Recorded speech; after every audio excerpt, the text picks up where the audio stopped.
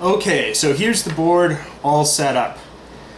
You've got the red eagle zone, blue eagle zone, there's a bunch of food pellets for the lemmings, and then the different lemming teams. So initially, depending on how many players are in the game, you're dealt various number of special action cards here. So if it's a 2 to 3 player game, each person gets 4 actions. If it's a 4 to 5 player game, each person gets 3 action cards, and if it's a 6 player game, you only get 2 action cards. Now the only way you can replace these action cards is by gaining favor pellets. So if you have 3 favor pellets, you can trade them in for an action card. You can also trade them in, favor pellets that is, you can trade favor pellets in for more movement or more points. And it's all summarized here on the sample player aid. So it's really good production value on the player aids. Really liking how GMT does that. And the action cards can do different things, such as move the eagle around to eat you and whatnot. So the way the game works is, and again, there's a lot of luck here. So if you don't like luck, this is not a game for you. If you don't like tactical race games, this isn't a game for you. However, I think most players will enjoy it. I think it works good with family, works as a good beer and pretzel game. You know, it works as someone who likes the strategy and likes a luck element. Someone who likes poker, I think, would really like this type of game. So the way the game goes is the first person rolls the eagle dice, and this tells us how we move the eagle. And the person controlling the eagle can choose which way they move it. So I rolled a 2 red here. So I can move the red eagle 1 to this direction or 1 to this direction. Let's say there was a lemming here, and a lemming here, and a lemming here, and I'm here. If I'm the green player, I don't want to eat myself, which would happen by moving this way. I can choose to move here, and I eat the yellow lemming. So he's eaten.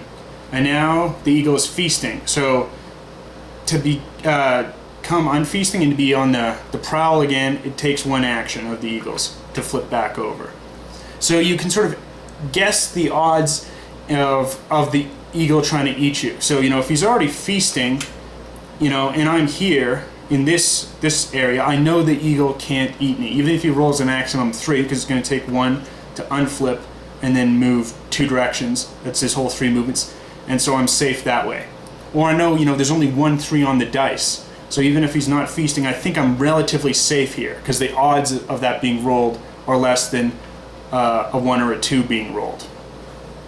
So a lot of the strategy is in guessing the odds of the eagle moving. And then also you can plan your move. If, okay, I know I'm going to be controlling the eagle next turn, I can move into an open and a risky area because I know I'm not going to move to eat myself. Now there's these bush hexes on the board, and those are safe zones, and the eagle cannot see you there. So if you're in the brush hex, you're safe. So even if the eagle moves to here to the C zone, and it's demarked by black lines here, I don't know if it comes up on the video, but that's how you differentiate the different zones. So, you know, there's a B zone, C zone, sanctuary zones, which aren't in any zone. And so if the eagle comes here, anyone in the brush hex is safe, but they're still afraid of the eagle, so they scatter out of that eagle zone. There's also sort of a lockdown system in movement. So if green is here and light green, you know, moves 1, 2 spaces, they've locked down the darker green player, and only the lemming on the top can move forward. So there's definitely strategy there. However, if the eagle comes, the eagle only eats the person on the top, and then everyone underneath scatters. There's a limit of, you can only have a total of 5 lemmings on any given clear hex, and then that area becomes impassable. In the brush hexes, you can only have a limit of 3 lemmings. Now the way that movement happens is after you move the eagles, we then draw a movement card. This is 2. So that's everybody's movement of 2. So, you know, the yellow player starts here, goes 1, 2. Maybe the green player has a vendetta against yellow, wants to lock them down. The light green player moves here. And so on. One of the potential problems with this game is that the colors are very similar. You know, there's the light green and a dark green. There's a light blue and a dark blue. I could see this potentially being a problem for someone who's colorblind. I'm not sure how that would affect, but I could definitely see that being a potential issue. You know, they could have done some other colors, you know, but they didn't. So I think if someone has some kind of colorblind problem that they think that might be an issue, that might give me some hesitation to purchase this game. But if you don't have that issue and you can easily identify the different colors, I mean, it's a great game. It's worth getting. So, you know, after these two movements, so we'll go here, this person's locked down, and we go here. There's also these pellets on the board. The way you get them is by ending the turn and then moving off next time. So let's say this wasn't a 2, but it was a 3 instead. So you can move 1, 2, 3 to here. And the yellow person also does this. On the next turn, yellow is the first one to move off. So they get the pellet, which is a favor pellet and can give those bonuses that I described earlier, you know, such as you get enough favors, you can get additional special action cards. And then the way you score points in the game is by jumping off this cliff edge with the most gusto. So let's say yellow was already here and this 3 comes out. So if green was the eagle dice player, they would roll. Green goes first and then it goes around clockwise.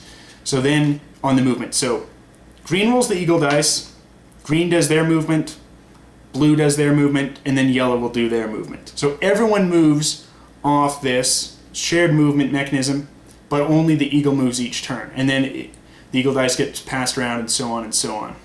But let's say yellow is here, it's a 3. They go 1 and they have 2 movement left to go off the cliff edge. So they jumped off the edge with a 2 level gusto. At the end of the game, whoever has the most victory points wins. So, I mean, there's still a significant amount of strategy in how you move. Oh, I forgot to mention, movement into the brush hex takes 2 movement, and you can only move sideways 1 square. So if yellow is here and it's a 3, they can go 1, 2, 3 if they wanted to slow themselves down. Because this is the line of bones where both eagles have access to. So you don't want to spend too much time in there if at all possible. But you always have to be moving forward. It would be illegal to move to go 1, 2, 3 because that's more than 1 move sideways. It's a fun game. It's quite enjoyable. Plays really quick. Again, though, with 6 players, you know, there's nothing to do when it's not your movement. So let's say we flip this 3. You know, player 1 does their movement. Player 2's thinking for a while. Then player 3. Then player 4. Then player 5. By the time player 6 goes, you know, it's been a while. I think there's too much downtime with 6 players. 3 or 4, though, it's great. You know, there's definitely not a runaway leader problem because people can try and control the eagle in such a way as to eat a lot of the leader's lemmings and stuff, or play their action cards against them. So there's no lame duck issues here. I think it's a great game. You know, it plays really quick. There is a lot of luck involved, but I like that because a lot of the strategy is in estimating the odds and trying to play the odds. So it's a very fun game, tactical race game. I think families would like it. It's a nice, fun, quirky theme. And at $35 American, I don't think you can go wrong. Anyway, till next time, have a great time gaming.